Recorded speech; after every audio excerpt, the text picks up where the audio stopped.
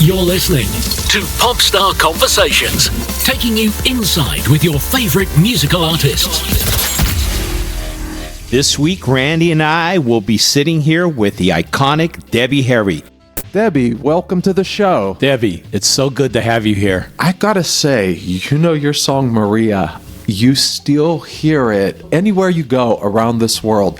You have become so closely identified with that song. It's almost like your own personal anthem. How do you feel about that? Yeah, very good. Very lucky, Blondie has, been accepted by radio, and the people, of course.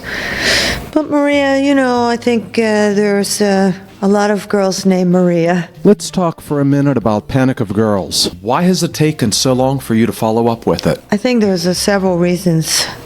One of them is that Chris started a family, and he wanted to be a very, hands-on parent. For the first couple of years, he wanted to watch his children and watch them grow and get to know them. So all of that activity, sort of kept him away from composing. And also for Blondie, we were touring a lot and trying to, just to reestablish the band. I don't know. It just worked out that way. I think one of the other things that changed was the nature of the recording industry, and I think that's had a big effect on many bands. We're just back doing it. So we've got this collection out now, Panic of Girls. We're also working it now on other new material. So we hope to have, more continual music available. We're going to try to put more out now because we sort of have now a new system. Don't ask me. But, it's part of the world of today and the internet, and, we're used to functioning in a much different way with our product.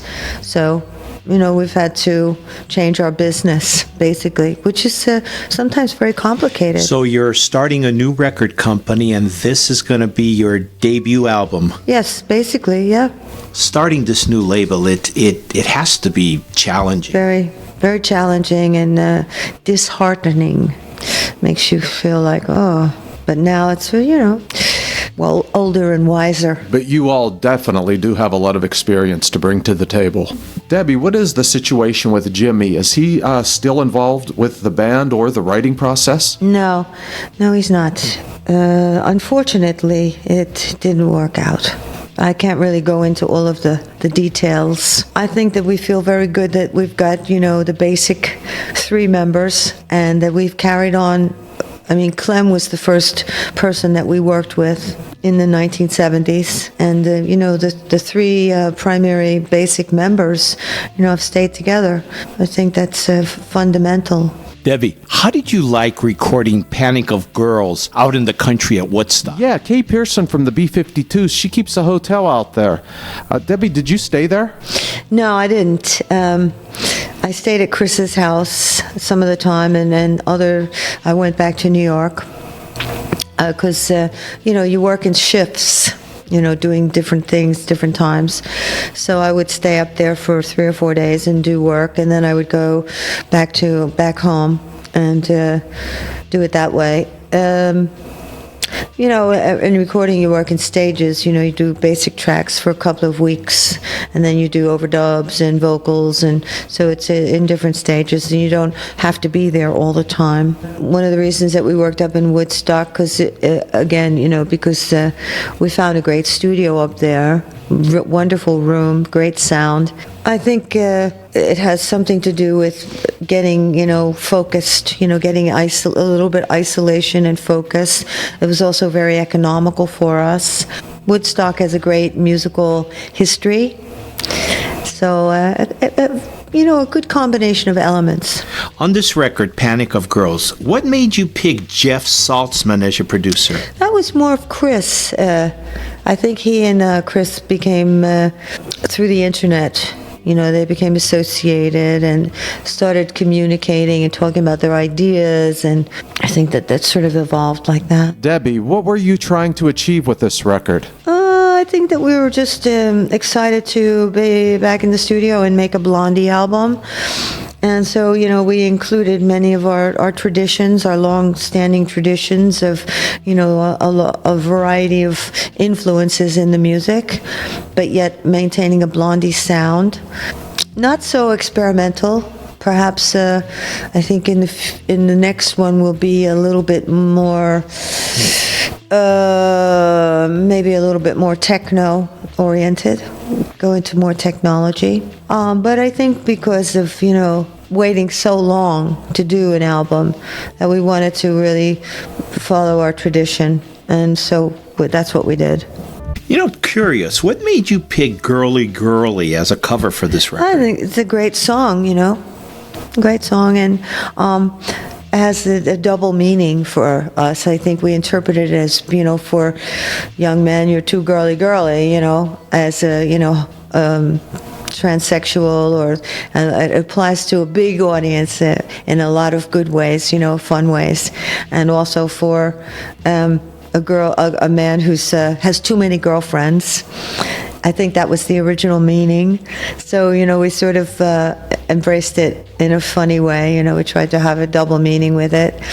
And I think that, in our position, in the United States, the homosexual population, has made, a strong stand about their identity and their value and their legal identity in the United States and their acceptance. And I think they've made some tremendous strides and statements. And, I think that in a way that's part of a tribute to them. And I think that we've always held those opinions. I think that Blondie actually performed at the first gay pride in the 70s. I think it might have been 1977 or 76. And we were one of the first bands to perform at that. And I think that's, part of our appreciation, that we do appreciate that. Debbie, let's go down memory lane a little bit. Let's talk about New York back in the mid-'70s when you were starting out. New York, it had to be one of the most innovative places in the world, and it had to be such a great place to be at. Yes, it was. Yes, it was. The city's definitely changed a lot. The world has changed, and the world changes so quickly now with with the internet. I don't think that younger audiences appreciate, that communications today are instantaneous, and that, things moved at a much slower pace, and you really had to work very hard to express and to give things to the public, and nowadays it's like you get hours in matter of minutes, seconds. You get some great information, and I think it's great. I love that. But I also love personal, physical attraction and the chemical response of human being to human being. And that's why these festivals are very good, very exciting, and, bring us back to the idea that we're, in a sense, a tribal kind of creatures, that we like a sense of community and a sense of the physical world. And it's interesting because I think in the eyes of sort of the great religions that we share a universal mind, and in a sense, the internet has become the physical reality of the international or universal mind. And it's fascinating, that it's come through us through a technical way, but yet may eventually evolve into a real understanding of human nature. It's fascinating. Were you guys back in the 70s regulars at CBGB's or Mother's and some of the other great clubs that were around? No. Mother was about a club called Mother. But and originally it was called Jackie's 60, and it came about in the 90s. It was originated by Chichi Valenti and Johnny Dynell. Johnny had a band back in the 70s called the Dynells. He's worked for many years as a DJ, and so they started this club, and it was a lot of fun. It was a theme night club once a week, and they would pick a theme, and everyone would sort of dress up. There would be entertainment, some kind of act, dancing, conversation, some naughty bits. So it was a lot of fun. It was great fun. In the Bowery now, they have so many luxury hotels. There's great art museums. There's shops. The Whole Foods store. I mean, no more bums. No more bums on the street. God, they were so entertaining, all those drunks and bums, you know. They all had their identities, and they were, you know. And it was, in a way, it's a tradition that you don't really see that much anymore. And that was the sort of tradition that started in the 1920s in the Depression in the United States, was that there was tramps and hobos that traveled from season to season. And they would be on the trains, you know, and they would go, in the wintertime, they would go to Florida, and, you know, in the summer they would come back up north, and you know, that was sort of interesting old tradition. I think that's died out now. Yeah, things change.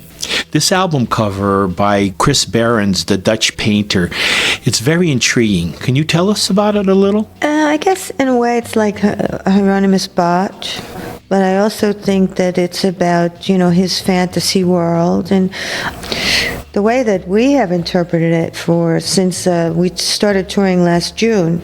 We had the artwork then, and so we called the tour the Endangered Species Tour, because we're all sort of mutated as creatures, and fantastic.